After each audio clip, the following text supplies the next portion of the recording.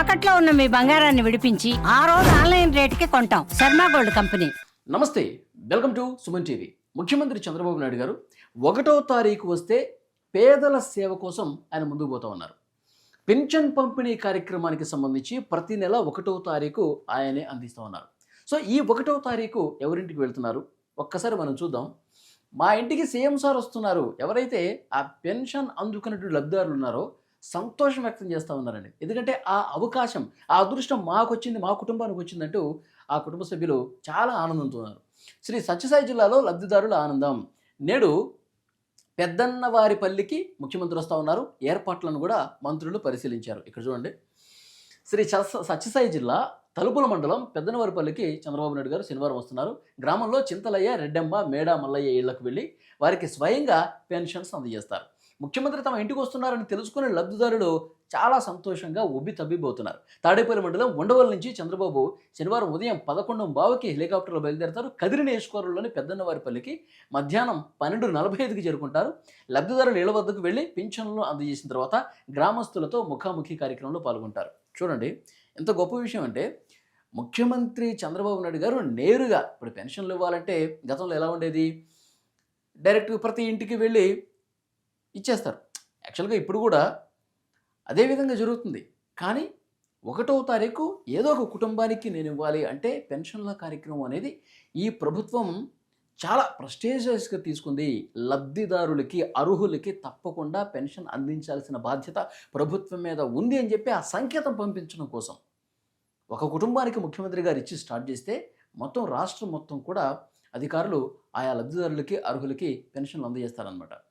అంటే గతంలో ఈ ప్రభుత్వం వచ్చిన తర్వాత ప్రతి నెల 1వ తారీఖు చంద్రబాబు నాయుడు గారు ఒక కుటుంబానికి నేరుగా వెళ్ళి, అతను చెప్పులు కుట్టుకునే వ్యక్తి కావచ్చు, తర్వాత హోటల్లో పనిచేసే వ్యక్తి కావచ్చు, ఆటోగా నడిపే వ్యక్తి కావచ్చు, అన్ని వర్గాల ప్రజల ఇళ్ళకి చంద్రబాబు నాయుడు గారు వెళ్ళి పెన్షన్లు అందజేస్తున్నటువంటి పరిస్థితి ఉంది. నిజంగానే చంద్రబాబు నాయుడు గారు తన స్టైల్ మార్చారండి. గతంలో ఈ విధంగా ప్రజలతో నేరుగా మమేకమై వాళ్ళ సాధక బాధకాలు తెలుసుకొని వారితో మాట్లాడిన పరిస్థితులు చాలా తక్కువ. కానీ ఈసారి ప్రతి నెల ఆ అవకాశాన్ని దొరకపుచ్చుకుంటున్నారు, ఆ అవకాశాన్ని ఉపయోగించుకుంటున్నారు. ఆ కుటుంబంతో నేరుగా మాట్లాడి ఇంకేమైనా సమస్యలు ఉన్నాయి, ఎందుకంటే ప్రజల్లో ఉంటే వాళ్ళకి సంబంధించిన సమస్యలు ఇంకేమైనా ఉంటే వాటిని కూడా తెలుసుకోవచ్చు. తెలుసుకున్న దాన్ని బట్టి ఇంకా వాళ్ళకి ఏదైనా మంచి చేయాలి. వీళ్ళ కష్టాలు ఈ విధంగా ఉన్నాయి, అరే ఈ కష్టాలని మనం ఈ విధంగా పరిష్కరించవచ్చుగా, ఇలాంటి ఐడియాస్ వచ్చే అవకాశం ఉంది. సో డెఫినెట్గా ఇది ఒక చాలా మంచి కార్యక్రమం. అందుకే గతంలో కూడా ముఖ్యమంత్రి గారు ఒక విషయం చెప్పారు, నేను సీఎంని కాదు, సీఎం అంటే చీఫ్ మినిస్టర్ అనుకుంటున్నారు, సీఎం అంటే కామన్ మ్యాన్, ఒక సామాన్యుడిలాగా మనం ఆలోచిస్తేనే, సామాన్యులతో కలిసి మనం పనిచేసుకుంటూ పోతేనే వాళ్ళ బాధలు మనకు తెలుస్తాయి, వాళ్ళ సమస్యలు మనం పరిష్కరించడానికి వీలు కలుగుతుందని చెప్తున్నారు. సో అందుకే ఈ కార్యక్రమాన్ని ఆయన ఎంచుకున్నారనమాట. గ్రామ ప్రజల సమస్యలను ప్రజావేదికలో అడిగి తెలుసుకుంటారు. అది పెద్దన్నవారిపల్లి నుంచి హెలికాప్టర్లో సాయంత్రం 5 గంటలకు బయలుదేరి శంషాబాద్ ఇక్కడ విమానాశ్రయానికి వస్తారు. ఎందుకు? లండన్ వెళ్తారు. ఆయన లండన్ బయలుదేరుతున్నారు.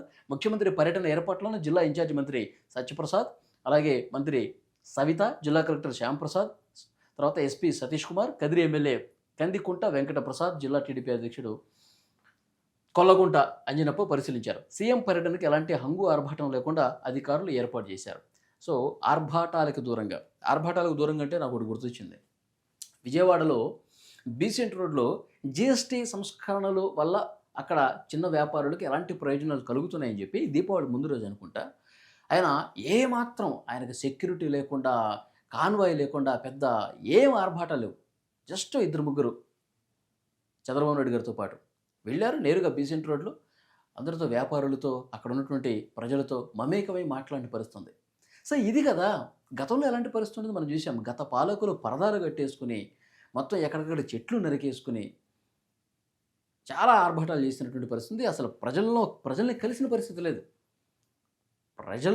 ప్రజలతో మమేకమై వాళ్ళ సమస్యలను తెలుసుకున్న పరిస్థితి లేదు. కానీ ఇప్పుడు దానికి భిన్నంగా ముఖ్యమంత్రి చంద్రబాబు నాయుడు గారు నేరుగా ప్రజల వద్దకు వెళ్తున్నారు, వాళ్ళ సమస్యలు తెలుసుకుంటున్నారు, పెన్షన్ అందిస్తూ ఉన్నారు, సమస్యల పరిష్కారం కోసం వేగంగా కృషి చేస్తున్నటువంటి పరిస్థితి. సో ఈ వీడియోకి సంబంధించి మీ అభిప్రాయాన్ని కూడా కామెంట్ రూపంలో తెలియజేయండి.